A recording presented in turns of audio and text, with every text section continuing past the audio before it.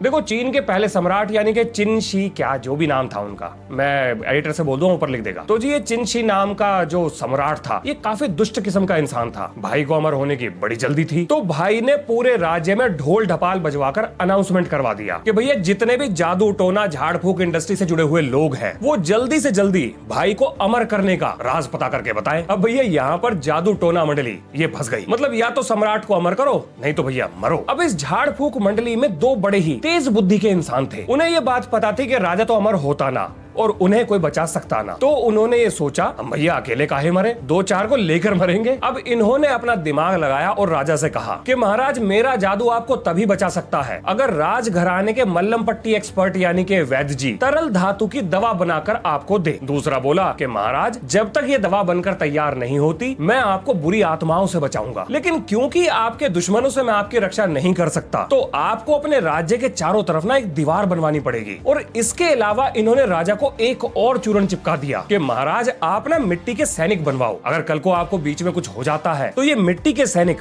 आपकी रक्षा करेंगे और जब आप वापस जिंदा होगे तो ये आपकी आर्मी बन जाएंगे। अब भैया पता नहीं उस जमाने में क्या लॉजिक लगाकर ये लोग इतनी लंबी लंबी फेंक रहे थे, जिसे अपना भाई सच मान बैठा और यहाँ से राजा ने चीन की दीवार की चिनाई शुरू करवा दी। लेकिन इन सारी चीजों में भाई साहब वैद्य जी फंस गए। उन्हें ये बात पता थी कि ऐसी कोई दवा तो होती ना, और अगर उन्होंने दवा ना बनाई तो राजा उन्हें टांग देगा। अब भैया अपनी जान बचाने के लिए वैद्य जी ने राजा की रसीदें काट दी। अब देखो मरकरी होता है लिक्विड, उससे सॉलिड बनाने के लिए उसमें सल्फर मिलाना पड़ता है। तो भैया वैद्य जी ने गोली तैयार करी, राजा को दी, धीरे धीरे राजा के अंदर जहर फैल गया और मरकरी पॉइजनिंग की वजह से राजा ऊपर निकल लिया, लेकिन बाकी लोग बच गए। ये जो चीन की दीवार है ये भी अमर होने के चक्कर में शुरू हुई थी। जब काम अधूरा रह गया तो बाकी राजाओं ने इसे बाहरी देशों से अपनी सुरक्षा के लिए पूरा करवा दिया। आइए अब आप